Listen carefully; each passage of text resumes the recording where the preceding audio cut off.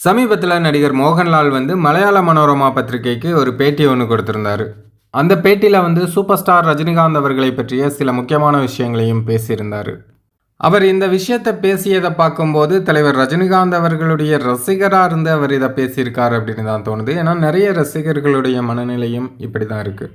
மோகன்லால் அந்த பேட்டியில் என்ன சொல்லியிருந்தார் அப்படின்னா, சூப்பர் ஸ்டார் ரஜினிகாந்த் அவர்கள் எப்போதுமே வெற்றி தோல்விக்கு அப்பாற்பட்டவர். அவருக்கு கெஸ்ட் ரோல் அப்படிங்கிறது சரிபட்டு வராது.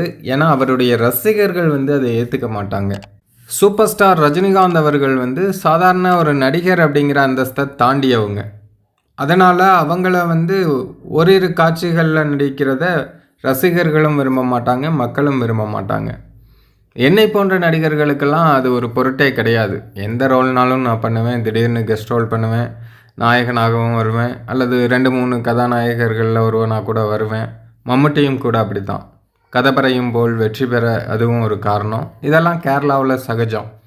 ஆனால் தலைவர் ரஜினி அப்படி நடிப்பதை கேரள மக்கள் கூட விரும்ப மாட்டாங்க. அவர்களுக்கு தலைவர் ரஜினியை முழுமையாக ரசிக்கணும். 3 மணி நேரமும் தலைவர் ரஜினி படம் ஃபுல்லாக இருக்கணும். அதை தான் அவருடைய ரசிகர்கள் விரும்புகிறாங்க. எனக்குமே அதுதான் ஆசை அப்படின்னு மலையாள மனோரமா பத்திரிகைக்கு மோகன்லால் கொடுத்த பேட்டியில் சொல்லியிருக்காரு.